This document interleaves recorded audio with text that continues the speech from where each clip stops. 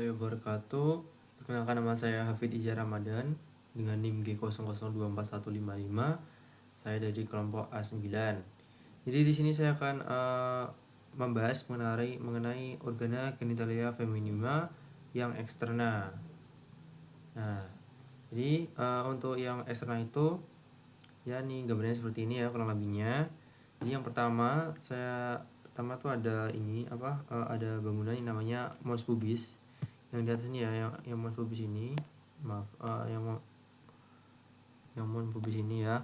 Jadi mons pubis itu adalah merupakan struktur yang dia itu berupa gundukan ya, atau semacam tonjolan gitu, terdiri dari jaringan adiposa yang di atas simpipis pubis yang dilapisi oleh rambut pubis yang dia itu muncul ketika setelah pubertas atau fase pubertas.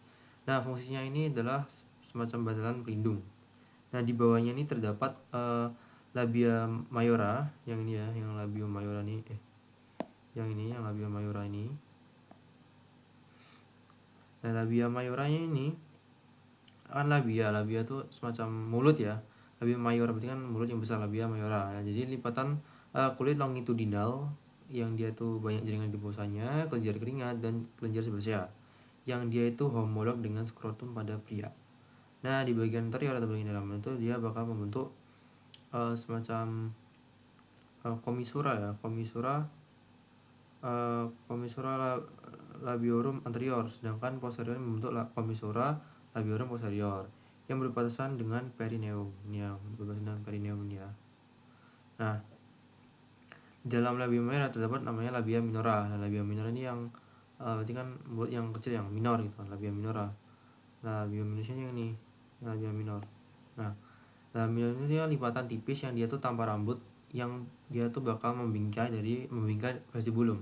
Dan labia minora ini labia minora anterior ini membentuk preputium clitoridis. Nah, ini guys, preputiumnya di sini. Nah, nanti sementara itu posterior frenulum clitoris, sementara itu posterior menyatu sebagai frenulum labiorum pudendi. Nah, maksudnya ada yang namanya klitoris. Klitoris ini yang ini yang bulat kecil ini, yang bulat kecil ini, ini namanya klitoris. Nah, klitoris ini adalah merupakan organ erektil yang dia tuh homolog dengan penis pada pria. Nah, ini terdiri dari gland klitoris, corpus cavernosum, jaringan erektilnya, lalu ada crus clitoridis yang melekat pada arcus pubis. Nah, epitel klitoris ini dia tuh kayak saraf sensorik, jadi dia menjadikannya pusat respon seksual. Nah, di antara labia minora terletak vestibulum vaginae, area berbentuk semacam kayak almond gitu ya, yang mencakup ostium uretra externum.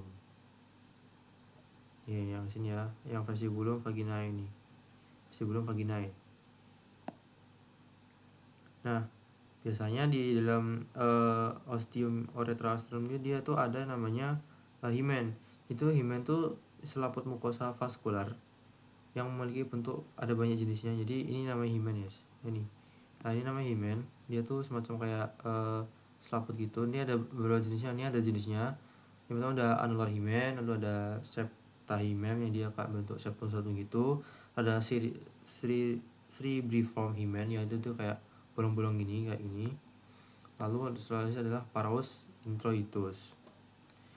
Nah, himen ini tuh bisa robek, terutama dia tuh setelah koitus ya. Dia bisa robek, meninggalkan sisanya tuh disebut carunculae hymenales. Nah, di dinding posterolateral dari vestibulum itu juga terdapat glandula vestibularis major atau Bartholin, yang dia tuh bakal mengeluarkan mukus atau polumas saat adanya rangsangan seksual. Nah, struktur lain yang penting adalah bulbus vestibuli. Nah, jaringan erektil yang homolog dengan corpus spongiosum pada pria yang mengelilingi vestibulum untuk meningkatkan aliran darah saat terstimulasi. Selanjutnya saya akan membahas mengenai episiotomi. Jadi episiotomi itu adalah sayatan perineum yang dilakukan ketika persalinan. Nah, gunanya ini adalah untuk mencegah adanya robekan pada perineum. Nah, untuk jenisnya sendiri itu ada dua. Yang pertama adalah yang secara median, episiotomi yang mediana, terus selanjutnya adalah mediolateral yang agak miring sekitar 45 derajat. Nah, setelah itu ada namanya vaskularisasinya. Jadi untuk vaskularisasinya itu dari aorta abdominalis terlebih dahulu. Ini dari aorta abdominalis yang ini.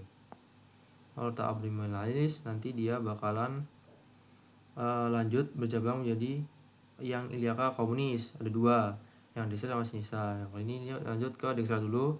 Nah, setelah habis dari yang dextra sini, dia bakal lanjut ke iliaca yang bagi dua lagi, iliaca eksterna dan interna. Nah, nanti kita lanjut ke yang interna. Nah, setelah itu nanti bercabang lagi yang posterior sama anterior. Nah, kita lanjut ke yang anterior. Nah, setelah anterior ini bakal bercabang beberapa yang dia bakal menginervasi dari organa genitalia feminima yang eksterna. Nah, salah satunya adalah arteri pudenda interna yang ini. Ini pudenda interna. Nah, pudenda interna nih nanti dia bakal bercabang-cabang lagi. Jadi yang pertama arteri dorsalis clitoridis yang dia bakal mensuplai dari klitoris. Nanti yang bakalan ada arteri perinealis yang memberikan darah pada perineum dan labia. Lalu ada arteri bulbi vestibuli yang bakal memvaskularisasi dari bulbus vestibuli dan kelenjar Bartholin. Selain itu ada juga arteri pudenda eksterna. Nah, arteri pudenda eksterna ini bakal merupakan cabang dari arteri femoralis dari arteri iliaca eksterna.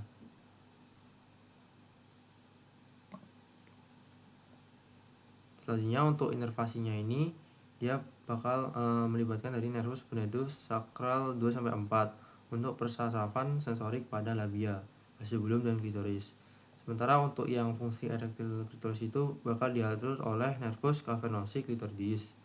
Serat parasimpatis dari nervus pancreasi pelvici sakral 2-4 yang bakal memicu vasodilatasi. Mungkin sekian dari penjelasan saya mengenai organa genitalia feminima yang eksterna. Sekian, terima kasih.